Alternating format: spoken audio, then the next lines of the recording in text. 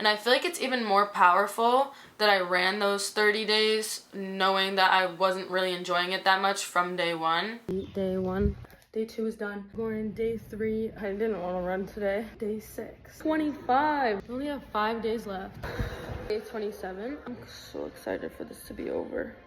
Day 29.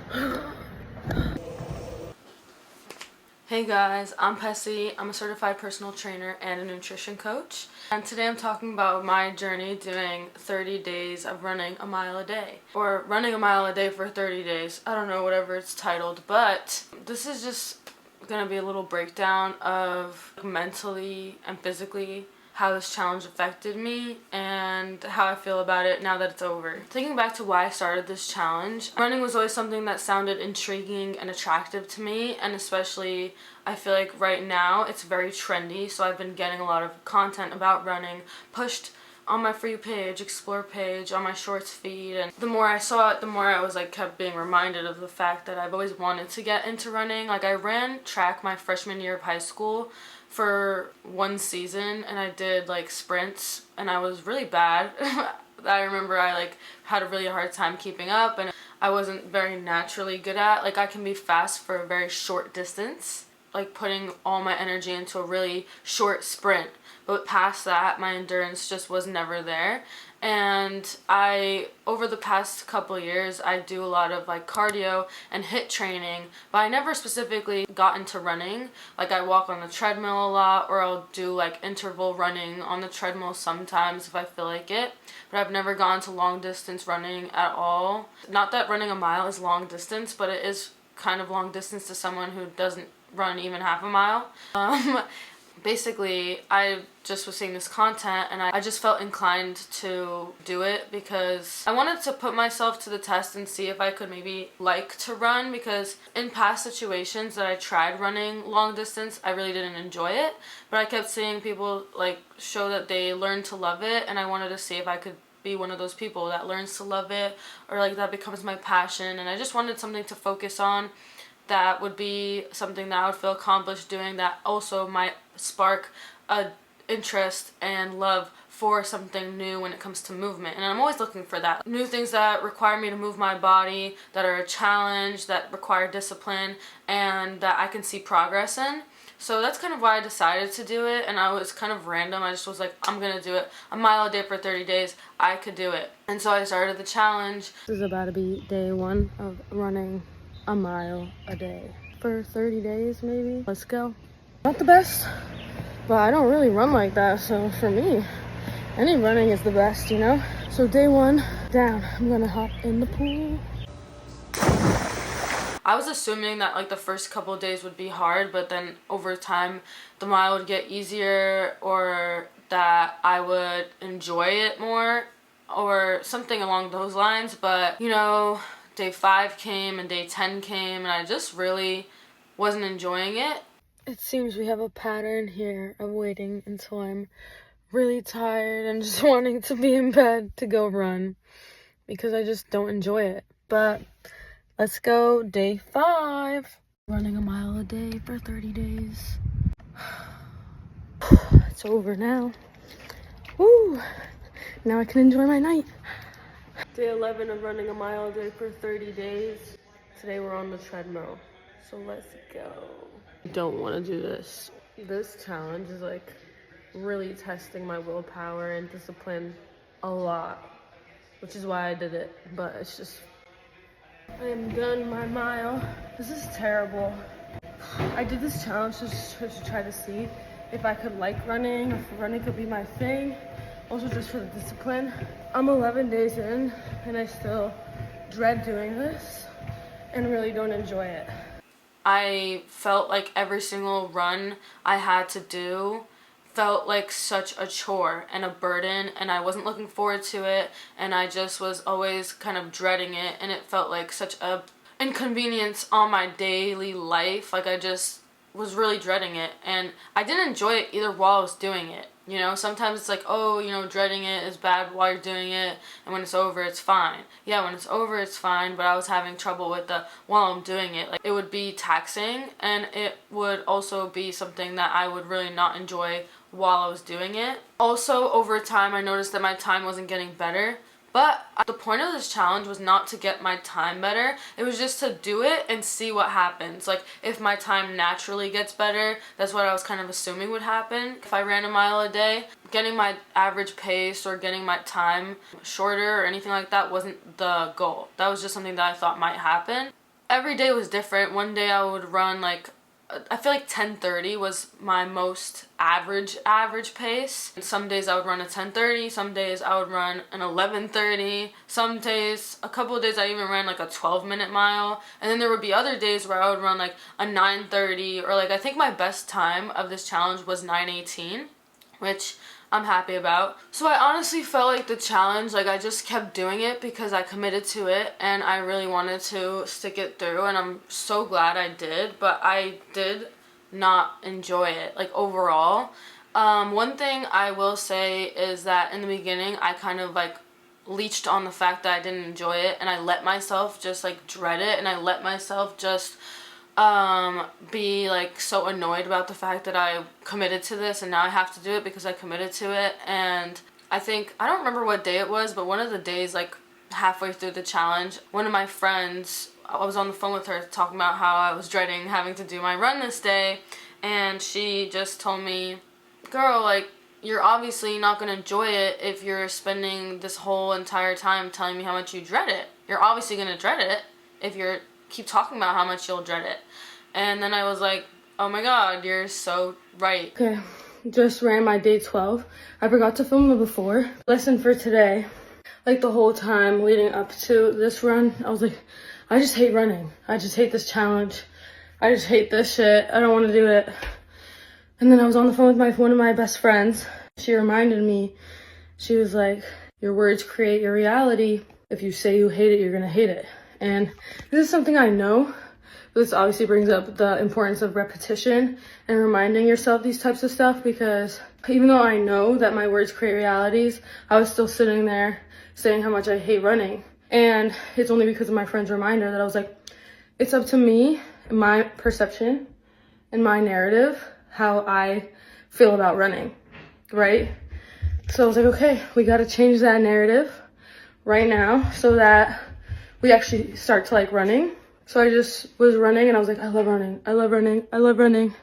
And this run was actually not as bad. So we're gonna keep doing that and see if that maybe helps. My perception and my inner narrative is what will dictate what my reality is. So me allowing myself to like kind of entertain all these thoughts about how annoying and how much I hate it and how much I dread it, whatever all these thoughts I was having were just not helping me. Like if I already decided and committed to that I'm running this shit for 30 days, then I might as well try my best to be positive about it instead of like soaking in this negative ball of angst and annoyance, you know?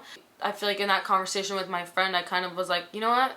I have to snap out of this negativity and this pessimism and just get back to trying to be positive about everything I'm doing. And at the end of the day, this is something cool. Like, I'm moving my body, I'm doing this cardio, which is good for my heart, which is good for my health. So I'm taking care of my body and I'm challenging myself, I'm learning discipline, and I am so lucky to be able to partake in something like running from a standpoint of that everything in my body is working correctly, and my legs and my heart and everything that has to come together, like from the nerves to the bones to the muscles to the skin, everything that has to come together in my body to work correctly for me to be able to run is a blessing and a privilege and a gift. And so I just was like, it's kind of honestly like disgusting for me to just sit here and be pessimistic and be so negative about this challenge when it is a privilege to be able to partake in something as amazing as running. And running is really like a freedom, and I get to just do it, you know? So I, in that moment, was like, okay, I have to change my attitude because this is not working for me, and this is just also not right. It's just not what I stand for. It doesn't align with me and I am going to switch it up. So from that day on, I just kind of chose to be more positive about it, in a way that, like, if I caught myself dreading it or like entertaining these thoughts, like obviously sometimes you have these emotions that you cannot control, but I would just try to like get myself to think about how lucky I am to be able to run and how grateful I am to be able to take care of my body and do what I need for my body, and how I was so happy that I was sticking through with something that I committed myself to, and what dedication and what discipline this proves. Catching all these negative thoughts that I was having, and I was reframing them and combating them with the positive thoughts of gratitude. And once I made this change of mindset, it really did make a difference to my runs. It's finally day 15, which means we are halfway through the challenge. Yay, but we're starting with a positive attitude. I'm excited to run. I'm excited to move my body, to get some sweat on, and it's gonna be fun. So let's go. I think the thinking positively thing about running really made a difference, because the mile I just ran was 9:18, which is better than any time that I had so far on this challenge, even on the treadmill, which is so surprising. So this is your sign. Stop being so negative about the things that you want to do, and then you might actually enjoy it. This is like the best run I've had so far, for sure. Because I didn't only make this change like leading up to the run itself, it was on the run that these negative thoughts would also come and make my run worse. So even while I was running, I would be running and I would be like, oh, I want this to be over, I want this to be over, and I was dreading it and I was hating it. And so every time I would be on my run being like, oh, I want this to be over, I'd be like, no, this is good, I'm so privileged right now, I am so free, like I enjoy it. Like I would try to not like convince myself, but like kind of convince myself that I was having a good time and that I was enjoying it. It was true though, because it was true that I was not enjoying it, but it also is true that I love movement and that I like the feeling of running. It's just the feeling of running for a long time that I wasn't liking. So I just made it to be like more of like a one step at a time sort of thing, instead of being like, oh my god, I have like 5 minutes left, or I have like 7 minutes left. I'd be like, no, in this moment, I love to move my body, and then just think about every step at a time. And so I feel like that felt more manageable. Then it just made the whole challenge a little bit better overall, but I still overall just didn't like love running every day. It's weird because, like I said, getting into running was always something I thought would happen at some point in my life, and that I thought I would be like one of those people that run all the time and that love it. And so it is kind of weird to see that be like proven wrong just for now. It's very possible that at some point in my life I will want to pursue running. Who am I to say that won't happen just because my experience with it now wasn't the best? I think for now I have other things physically that I'd rather work on more than running, if that makes sense. Like there's other physical things that I'd love to work towards, and other physical goals that I'd love to work towards, like self-defense, maybe boxing or MMA, more yoga, calisthenics, different things in that area that I'd love to work on more, or like dance too. I've been getting a lot more into dance that I would love to put that time to more than running. So I think that's the conclusion I came to. So overall, you can say like I hated the challenge, you know, but at the end of the challenge, like it's all over now. Those 30 days are behind me in the past, and it feels so good to be able to say I ran a mile a day for 30 days. Not just to say it, obviously, but to know that I ran a mile a day for 30 days. And I feel like it's even more powerful that I ran those 30 days knowing that I wasn't really enjoying it that much from day one, if that makes sense. Like if I really loved running from right off the bat, or like started to really love it and like just got obsessed and hooked on it, then that wouldn't be as impressive in a way compared to me sticking through this entire challenge and not loving it. Because that just shows that I was dedicated to myself, and I made this commitment and promise to myself, and I just stuck through it all the way through, and I just did it even though I didn't want to. And that feels so powerful and empowering to me, and I'm so proud of myself. My advice for you would be like, if you want to try something that's challenging and some type of day challenge, do something that's not insane. Like, yes, running a mile a day for 30 days wasn't too enjoyable for me, but it wasn't something that I couldn't do. Like, I didn't say, oh, I'm gonna run 5 miles a day or like 10 miles a day, you know, like, I didn't say anything crazy. I just said a mile. So yeah, it was maybe like 10 minutes of discomfort a day, but 10 minutes is just 10 minutes, and I feel like that's what helped me get through it. And I feel like if I made the goal bigger or like more challenging than that, I maybe would have actually given up. So my best piece of advice is to make a challenge that you know that even if you aren't loving it, you can still do it, and it's not like the most physically taxing, and it's not like the most time consuming thing in the world. So just start with making goals that actually feel attainable and realistic, even if it's not enjoyable.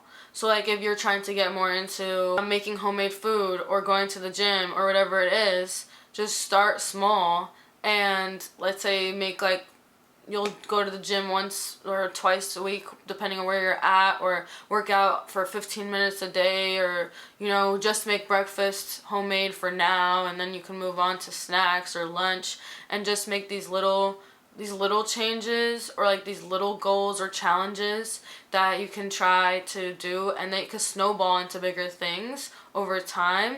But it's the fact that you're creating a smart goal that is more manageable and realistic and attainable in your mind and in reality, so that it is something that you can actually do and won't lead to inevitable disappointment. Yeah, so that's my advice, and I overall would love to get into running for real at some point. And I'm not saying that I'm never going to run again. That's impossible. I do get the urge to run randomly, but I think that's what it's going to be like for me now. Really cool, really fun.